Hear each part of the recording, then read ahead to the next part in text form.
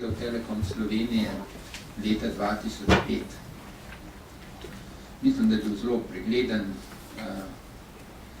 posloval je dobro, v tem času smo pa uspeli stvar temeljito zakomplicirati in skupina Telekom Slovenije zgleda nekako takole.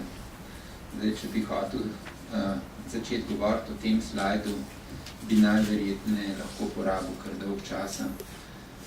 Jaz bi rekel samo to, da s tem pač izpolnjujemo svojo strategijo širitve. Osredotočeni smo na jugovzhodno Evropo in Sredozemlje, seveda Sredozemlje s tem poudarkom, da ne iščemo načrtno tarč v tem področju, ampak če se ponudi zanimiva priložnost, jo seveda analiziramo in v takem primeru tudi gremo v tak projekt. Več o sami širitvi bo povedal Dušan, predvsem pa mislim, da boste tudi videli kakšno vprašanje.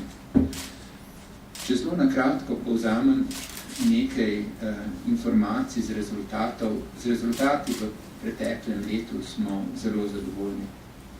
Kljub trendom, ki jih zaznavajo vsi evropski telekomunikacijski operaterji, smo uspeli povečati poslovne prihodke v skupini. Povečali smo tudi rezultati iz poslovanja. Seveda pa se nam je zmanjšal čisti poslovni izid. Nad tem nismo ne presenečeni, ne razočarani. Pravzaprav natanko vemo, zakaj se je to zgodilo in to smo naredili namenoma. Namreč, če se želimo širiti, je treba vlagati v te stvari. Naložbe so se močno povečale, to pa pomeni bistveno več potrebnih sredstev, tudi za nekaj novih virov financiranja, ki jih je treba plačevati. Po drugi strani so se v preteklem obdobju viri financiranja tudi podražili, pa tudi davčna politika nas je nekoliko bolj obremenila, kot je bilo to v preteklih letih.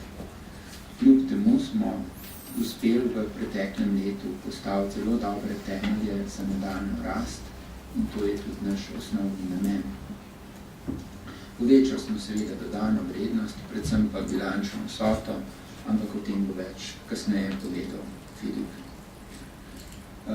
Jaz bi za konec te zelo kratke pripravljene predstavitve povedal samo še to, da naš cilj in prioritete ostajajo rast in to rast preko regionalnih širitev in seveda rast v smislu zagotavljanja vseh pričakovanj uporabnikov.